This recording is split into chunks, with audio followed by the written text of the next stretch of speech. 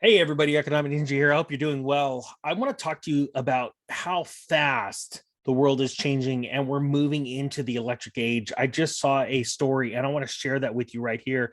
We're going to click on this right here. This is absolutely blowing me away.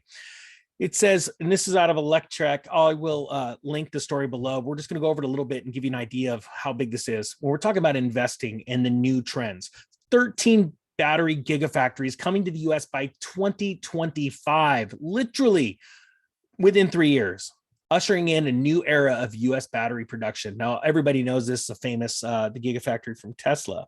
And that was big news. You know what? It went up in Nevada and big deal. Everybody was super excited, right? But it's getting bigger than that. So it says right here, these factories are ushering a new era of battery production in the US, aside from Tesla and Panasonic's Gigafactory Nevada, which supplies battery cells for the production of Tesla Model 3 and Model Y vehicles. There has been limited battery cell production in the US. It says Asia, especially China, Japan, and South Korea, is where most of battery cells for electric vehicles are coming from. Now, this is what I wanted to get down to right here. It says, now the Department of Energy has issued a report listing all the battery factory projects in the United States. It says right here, in addition to electrical battery plants, there are already in operation in the United States. 13 additional plants have been announced and are expected to be operational within the next 5 years. Of the 13 plants that are planned, 8 are joint ventures between automakers, battery manufacturers. Many of these new plants will be located in the Southeast or Midwest. Now, good news, more jobs, right? But look at these, and we're going to talk about some ways to make money. Ford has 3 of them coming online. General Motors, 4 separate projects. SK Innovation has 2. Stellantis, which I've never heard of, but LG Energy and Samsung, everybody knows, has 2 coming in, and then Toyota and Volkswagen. Now, it's obvious that companies like Toyota would want to build a plant here because they want to be able to save on the very expensive cost of shipping for these batteries. The batteries are bulky and heavy. So that would make sense for their hybrid models. But if you think about this, not only the jobs that are going to be produced, but think about the metals, the mining companies that are mining these metals.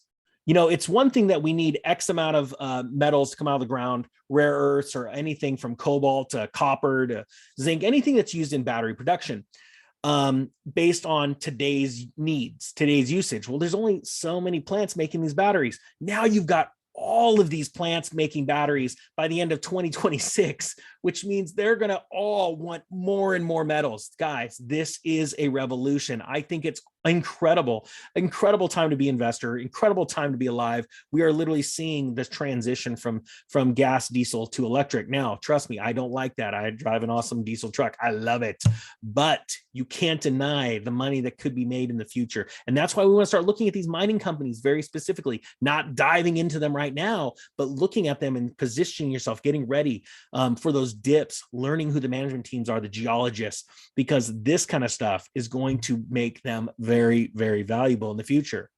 And it says here, it looks like they missed a few too. For example, Tesla is currently deploying battery cell production capacity at its Gigafactory, Texas in Austin.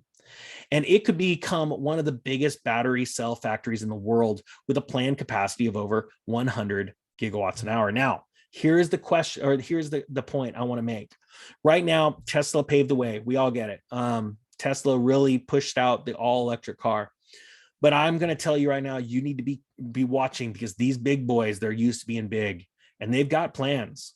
And I would be shocked if they didn't give Tesla a run for their money.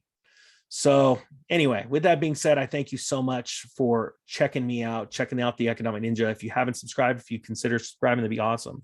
Can't wait to see you guys soon at the Denver meetup, Saturday, the 8th of January. More to come on that. That being said, the Economic Ninja is out.